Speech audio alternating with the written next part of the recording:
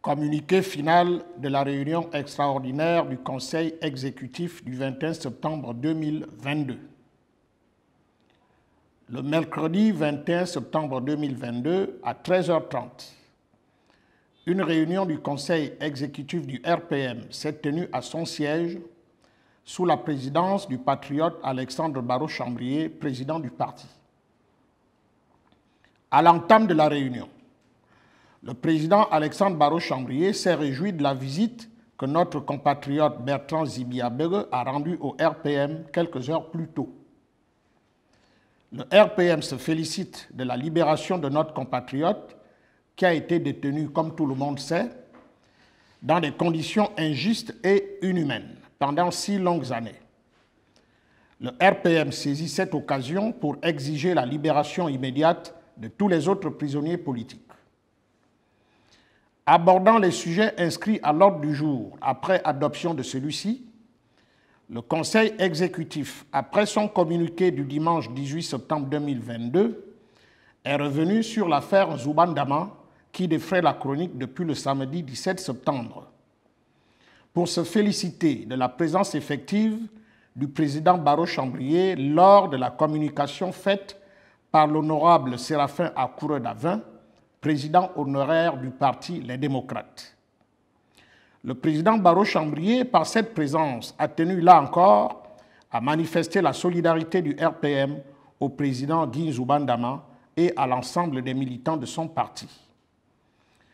Comme il l'avait déjà fait le dimanche dernier à travers le communiqué signé de son secrétaire exécutif, le patriote Faustin Laurent Bilibié-Sono, le RPM fustige la manière humiliante et dégradante dont a été traité le président Guy Zubandama, tout en demandant aux autorités judiciaires de se départir de toute interférence politique pour que, sereinement et par les voies et moyens du droit, la justice fasse son travail. Le deuxième point à l'ordre du jour s'est appesanti sur la note de synthèse numéro 301-PR-PR-SE-SEA-2022 sur la tournée du président Alexandre Barrot-Chambrier dans la province du Moyen-Ogooué. À ce propos, le président du RPM a félicité les patriotes qui ont œuvré à la réussite et au bon fonctionnement de cette tournée, au bon déroulement de cette tournée, tout comme il s'est réjoui de la ferveur populaire et de l'enthousiasme spontané des populations dans les contrées visitées. Le président Alexandre Barrot-Chambrier a instruit le secrétariat exécutif du parti de faire un bilan global des tournées provinciales afin d'en ressortir l'impact par rapport au message et à l'ambition du RPM. L'impression qui se dégage de manière générale est que les populations gabonaises n'en peuvent plus du régime Bongo PDG. Il est ressenti dans tout le pays une soif inextinguible d'alternance au sommet de l'État. C'est pourquoi le président Alexandre Barrot-Chambrier exhorte toutes les strates du RPM à être très actives dans la perspective des futures échéances électorales.